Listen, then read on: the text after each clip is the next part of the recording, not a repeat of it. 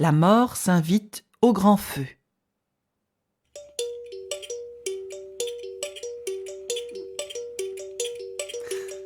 Mort certaine en un jour certain, toi-même ne sais pas à quelle heure elle vient. Mort certaine en un jour certain, toi-même ne sais pas à quelle heure elle vient. Mort certaine en un jour certain, toi-même ne sais pas à quelle heure elle vient.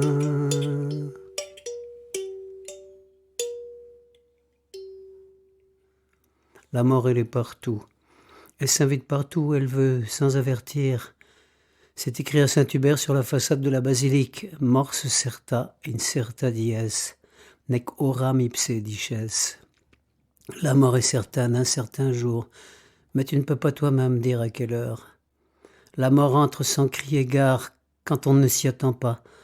On raconte qu'elle s'est invitée au grand feu il y a 150 ans de cela, au village de l'église. Mort certaine en un jour certain, toi-même ne sais pas à quelle heure elle vient. Le grand feu de la mi-carême se faisait cette année-là au lieu dit le Chauffour, sur les hauteurs, dominant le village. Toute la journée, on avait amassé des fagots pour édifier le bûcher. Quand la flamme s'élevait dans la nuit, on pouvait voir à l'horizon d'autres feux s'allumer, ceux d'Aufin, d'Ébly, de Wittimont, d'Astnois, de Mélier. C'était magique et beau, toutes ces collines illuminées et mystérieuses. La fête était conviviale, tout le village y prenait part, formant un cercle joyeux et bruyant autour du brasier. Les chasseurs et les braconniers apportaient leurs fusils et un luron à forte voix abonnait les couples à marier dans l'année, parmi les gros rires et la pétarade et les détonations des pétards. Quand le feu s'éteignait, on redescendait dans l'obscurité et chacun craignait alors les hommes masqués qui se répandaient dans tout le village, entraient dans les maisons pour jouer quelques mauvais tours. On savait que c'étaient des hommes du village, des voisins, mais ils s'entendaient à faire peur et déguisaient leur voix pour ne pas être reconnaissables. Cette année-là donc, les hommes masqués assistaient au grand feu comme de coutume, et l'on venait de publier les bancs des futurs mariés quand une voix aiguë lança, perçant le tumulte des bruits et des rires, « Et si on proclamait aussi les noms de ceux qui mourront cette année ?» Un frisson parcourut la foule. Qui avait ainsi parlé ? C'était la voix d'un masque, et tout le monde s'interrogeait.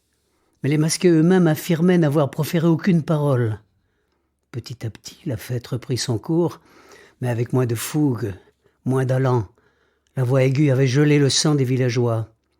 Pourtant, au moment de se retrouver au café où l'on déposait les déguisements dans la grande salle illuminée, ce fut la stupéfaction.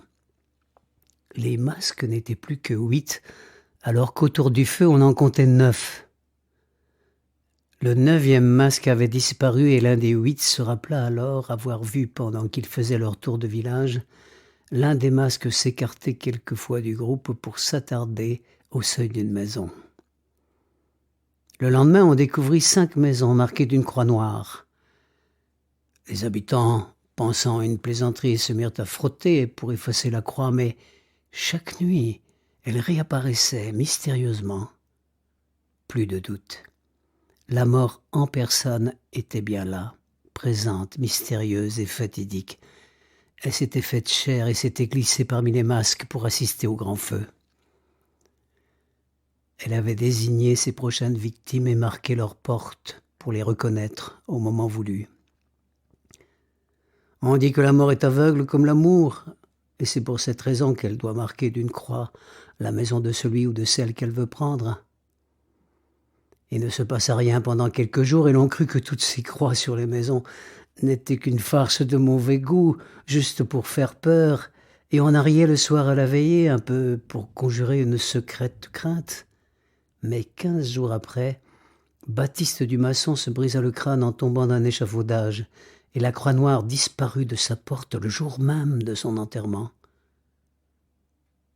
La mort prit l'un après l'autre ceux qu'elle avait désignés, même Bébert le Saincy, qui effrayé s'était embarqué pour l'Amérique en se disant « Elle ne mourra pas, la vieille charogne ».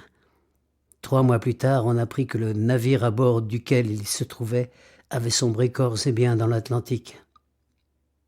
La mort qu'il fuyait l'avait rattrapé quand même. Il faut croire que la mort court vite et qu'elle est opiniâtre quand elle veut quelqu'un, elle ne le lâche pas. Quelques jours plus tard, on jeta les masques au feu, et on ne vit plus de visage masqué pendant bien des années. Le temps est venu qui traîne derrière lui le grand fleuve de l'oubli.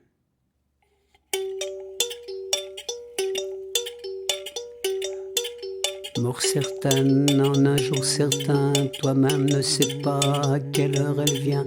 Mort certaine, en un jour certain, toi-même ne sais pas à quelle heure elle vient.